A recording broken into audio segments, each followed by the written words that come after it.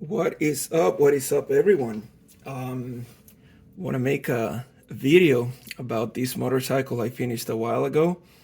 I have been taking this motorcycle around to a couple of shows. It has been doing, thankfully, really well. People have really digged it. So the motorcycle is a BMW. It's the R100. The brand for this kit is the IMAI. IMAI, I don't know the exact name, but it's a 112 scale. So what's interesting about this motorcycle? Definitely it doesn't look like the way it's looking here. The only thing that I actually use from the actual kit, it's the frame of the motorcycle. You can see the frame around, the gas tank, and the engine. That is about it. Oh, the carburetors, of course, not the filters, but definitely I use very little parts from the actual kit. Why is that? This motorcycle, like I said, is between the 1970s and early 80s. This motorcycle is actually the next generations. They've been dragging these generations. The actual real motorcycle has a air-cooled engine. They call these the airheads. Airheads because there is no water circulating around the heads. It's definitely like a Porsche or like a Volkswagen. These motorcycles were designed on World War II. They had the BMW R75. They had a R60 something. I can't remember the other size of the engine. And another motorcycle that didn't make it was the Sundap. These are all motorcycles from the war. Again, the reason why they were designed like that, when you're sending a motorcycle to a war, you're pretty much designing it bulletproof. No water. If you run out of water or you're running into overheating issues, all this stuff, you're stuck. You're stuck in the middle of a war. That is no good. Also, these guys did not add a chain on the back. There is no chain on these motorcycles. This one is driven by a drive shaft. So this is what makes them even more, bulletproof. There is no change, no snapping. There is no way you're breaking a drive shaft on bad terrains and everything. And on the war, they used to have a sidecar. So that's the description on World War II motorcycles. So of course, this is a 1970. I have actually the 1978. Mine is 1,000 cc's, beautiful motorcycle, and this is why I built this motorcycle. This is a cafe style or bobber cafe. Cafe racer is mostly like they make them skinny and simple, so they're very maneuverable and fast. And bobber is simplicity. Bobber motorcycles, they're trying to make it as simple as possible. So this is why I'm bringing you this motorcycle. When I created this one, I'm going to talk about the actual design on the motorcycle, what parts I used, and pretty much the whole description on how I made this bike look like what you're seeing right now. We can start with, again, going back with the frame. The original motorcycle has an extended frame where the seat is a two-seater, actually, a person for the driver, and they can add somebody on the back. They have the whole license plate, tail brake, and everything on the back. Of course, this is not the tire that they come with. They're very skinny and very simple, like street motorcycle tires. R75s, R60s, R100s, they come in two versions. They come in the version of dual arm on the back with a drive shaft, and they have what they call the single swing arm. I converted this motorcycle. The original kit came with the two arms. I'll show you in a little bit on the other side. I deleted the arm and converted it into a single swing arm. So you can see the swing arm here. I'll make a zoom in a little bit and I'll explain the whole thing. Going back to the design. Why did I use these simple parts only? The front is out of a Ducati. Just like you make it in real motorcycles, you borrow parts from newer motorcycles and throw them on older motorcycles to make them safer, faster, the whole thing. You're keeping the actual style from the 70s or 60s, like on cafe racers, but you're putting more modern and up-to-date parts. As you can see, I have a dual front racing disc setup. I have the calipers and the whole lines. The front, the fork is also inverted fork. This is by Tamiya. I ended up purchasing the whole Tamiya setup. I ordered the brakes, the brake handles, and I am simulating the Italian Ducati. You can see the little tiny Italian flag there. The handles are simulating leather. That's how they do it on cafe racers. And the reason why they're simulating leather because they match the rear seat as well. You can see here as a tiny little detail, it has the blinkers or the turn signals. It has them at the edge right before the mirror. There's a little orange light there, and that's how it actually comes on the motorcycle feature, the real one. You can purchase these things and add them at the end, and those are your motorcycle turn signals. R100s and all these bikes, they usually have them here, and they're really big and ugly, like 80s style. Personally, I don't like them. Oh, the headlight also. I saved the lamp from the original kit. However, I cleaned the whole thing around it because there's like a big section that contains the whole speedometer and all your gas gauges and all this random stuff. So I cut it out to make it cleaner. I added the reservoir for the clutch. So this motorcycle from factory, the clutch is actually actuated by a cable.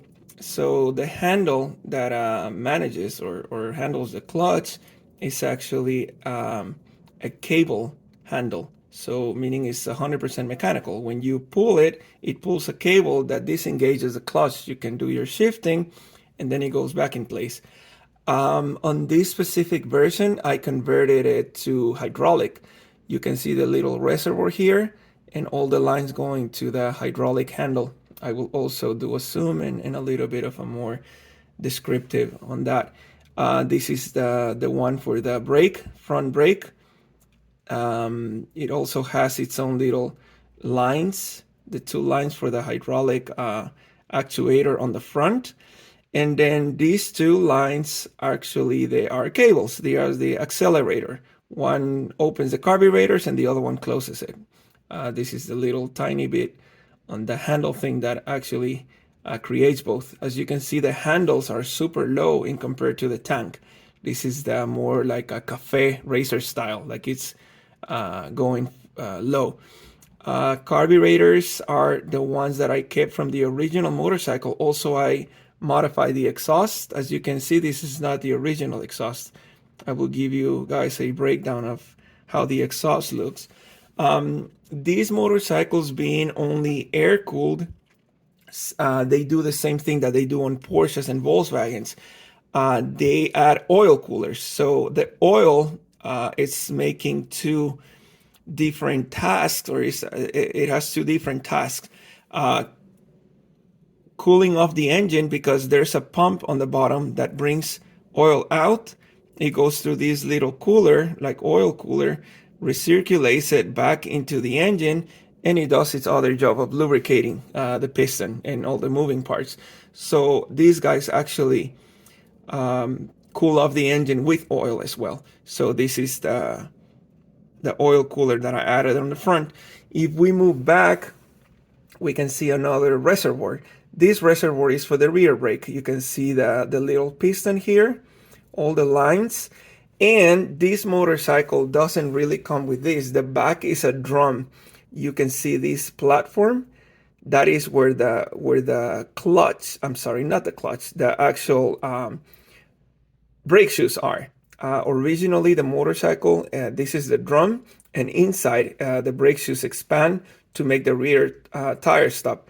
As we all know, that is not as efficient as a disc brake, so I decided to convert my motorcycle to disc brake. So internally, in theory, everything's removed. They added a disc brake. Now you can see the brake caliper here. So I converted the rear to disc brake as well. This whole line goes straight up to the master cylinder, and this is the reservoir. I want to talk to you also about the reader shock. This is a monoshock, originally made by Ohlins. So the motorcycle, of course, whether it's a single swing arm or the dual swing arm, they don't come with Ohlins. So I also borrowed this monoshock from the Ducati. The Ducati has one center shock on the back, and that's how they have their arm wrapping around the tire. So I decided to move it to one side of the frame on exactly how original single swing arms are. They have one shock on one side, and the other side is completely clean of everything. Let's move to the seat. This seat is completely 100% custom made by me. Even the bottom tube that joins the chassis. The seat is also resembling leather. You can see all the rivets around it. That's how they kind of like rivet seats. And the reason why is, we made that, or actually in motorcycles, is, the whole classic leather look. Remember, this is a retro style because it's a classic motorcycle, but it's bringing certain aspects to a more modern motorcycle. The filters I made myself. I ended up cutting smaller screen. I will show you these features, but every part that is bolted on, it has little bolts that I purchased, and I took it a step even further. Every bolt, because these are crown nuts, the ones that have those little steps and like holes, I added the cotter pins or the safety pins. So I will make a zoom in a little bit and show you that every bolt has a pin in it. I went that small. These are each individual carburetor. These are the fuel cutoffs or reservoir. If you run out of fuel, which I have had that experience, you kind of like switch this little lever up, and it gives you like an extra 10 miles on reservoir. So you need to hurry your ass up to a gas station, because otherwise you're pushing your damn bike. So I added the little filters. The filter is here, and the little selector. It's like a little valve that you can, when you park your motorcycle, for example, you don't want this shit to leak, or you don't want the carburetors flooding, and then you'll be having issues starting it. Then you can shut off this little valve right after the filter, and the passage of fuel will be cut out. You can see also the little very tiny cable. This is the accelerator cable.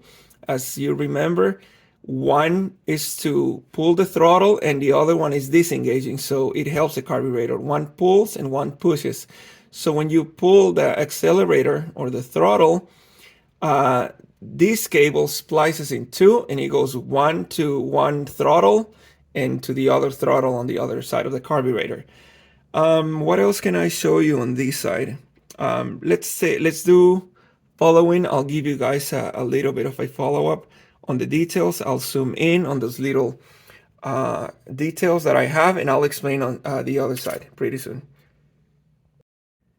So this is the other side of the motorcycle. As you can see, like on the real motorcycle on a single swing arm, there is nothing holding the rear tire.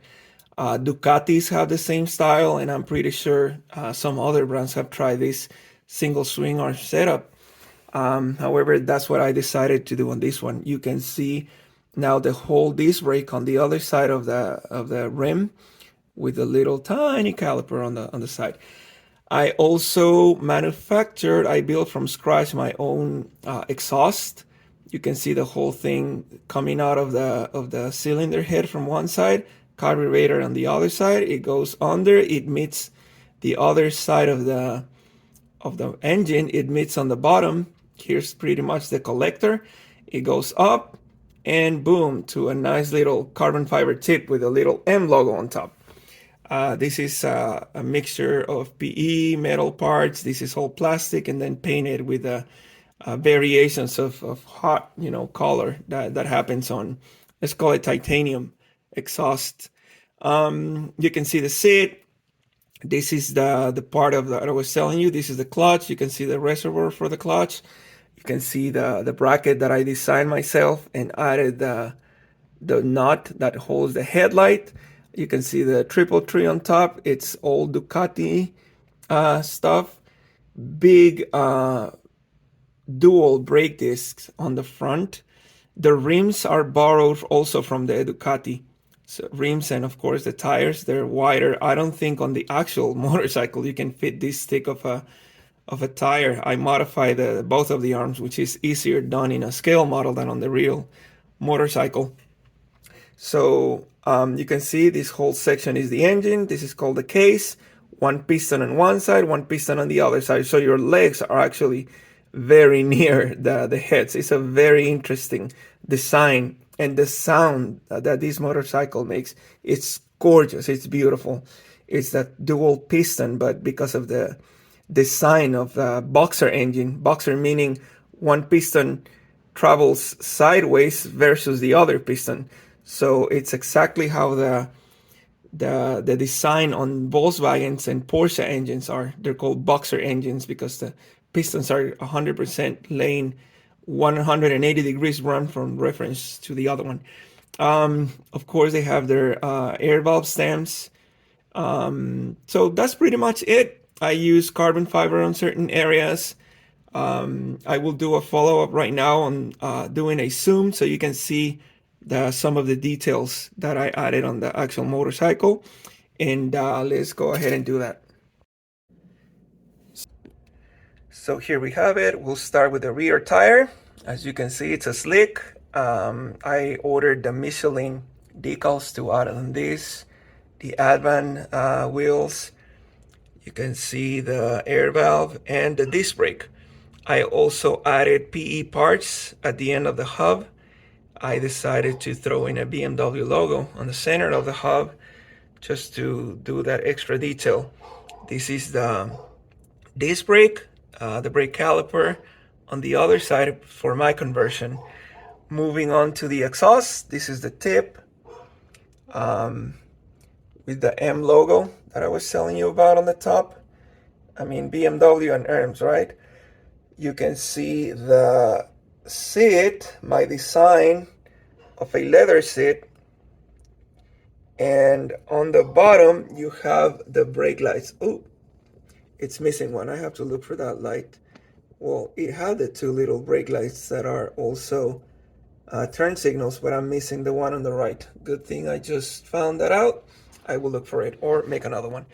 So moving on, you can see the lines for the brake lights going inside under the gas tank. That is the gas tank. That is the valve I was describing. The carburetor with its filter. That's the head. You can see the exhaust connecting to the front part of the head, going all the back, the collector, and going up to what you already saw. You can see the frame, the center support on the frame, the transmission with all the bolts, and your right foot peg. That is where your left foot will be right in front of the filter. So if you're not careful, you'll mess up the filter with your foot. Moving on to the front, this is the rear turn signal that I told you. It has also the rear or the rear view mirrors right on the edge, as cafe racers will have it. That is the mirror. Let me see if I can focus. There you go. The turn signal right at the end. This thing keeps focusing on the other. So there it is. Come on. All right, you guys. You get the idea. Moving on to the handle. So those are the details on the triple tree. The brackets holding the headlight being wrapped with carbon fiber.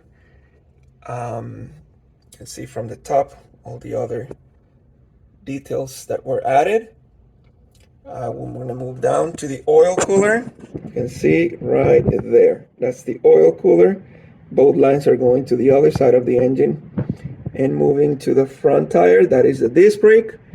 The Brembo calipers, all the lines, the brake lines. Also the O-Link front fork. Everything's plated. And what is this thing? Anodized. Anodized plating. Oh, by the way, one more detail I want to show you. It's that I added the springs. Those are the springs on the exhaust. This is where there's a joint. The exhaust, you cannot make it one part, otherwise it's going to be a pain in the neck to get out. So these are the springs that hold the two pieces together. One leaves over the other, and the springs keeps the tension on it. So I added even the little tiny springs, another feature that I added on my build. Here's the other angle. This is the right hand side of the motorcycle as well. Now you can only see one portion of the disc brake and the disc brake caliper. If you take a look, or if you can see this, every nut has its own safety pin. So these are the crown pins, or the crown nuts that I was telling you about. Just to make a comparison, I will get this closer. This is a blade, and this is actually a small blade. The regular X-Acto knife is bigger. So you can see the difference in how small these pins are actually created. I made them really, really damn small. Moving up, I added this M. Let me show you. I added this M advertising on the swing arm. This is the master cylinder, the rear brake master cylinder, all the lines connected, and the little reservoir going up, held onto the chassis. This is the Öhlins rear shock, monoshock. I'm trying for this thing to focus. I apologize, it's so small. The details are so small and the zoom is so in that it's being a little difficult to zoom and actually focus.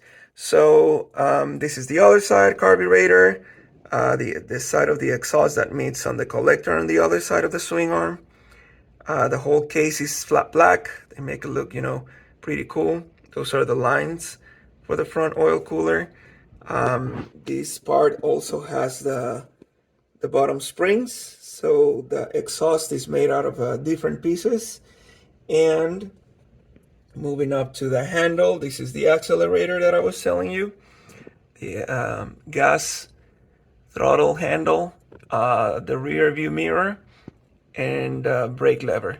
The brake lever has its own reservoir, and the triple tree on top with the head, the headlight. So this is it, you guys. This is it. I hope you like it. I will be posting also a slideshow of pictures when I was building this motorcycle. I have a bunch of pictures. Unfortunately, I was building it so fast, I couldn't do videos explaining the whole process. But now that I explained this thing, you can get a good idea of the amount of work involved in this thing. It is crazy, but it's really nice to come across this model, because this is how I actually am building my real motorcycle. I have, again, a 1978. It's the exact same motorcycle, and I'm converting it to a single swing arm on the back and making this whole cafe racer stuff. I already have the seat and a bunch of parts. I'm missing very, very little things, and the actual time to start working on it, which I will be doing soon. I work on my own cars, and in this case, my motorcycle as well. So thank you, guys. I will keep you posted. Enjoy the slideshow I will present to you on the build, and let me know what you guys think, and have a good one. Thank you for watching, and I will be following up with more videos. Thank you, guys.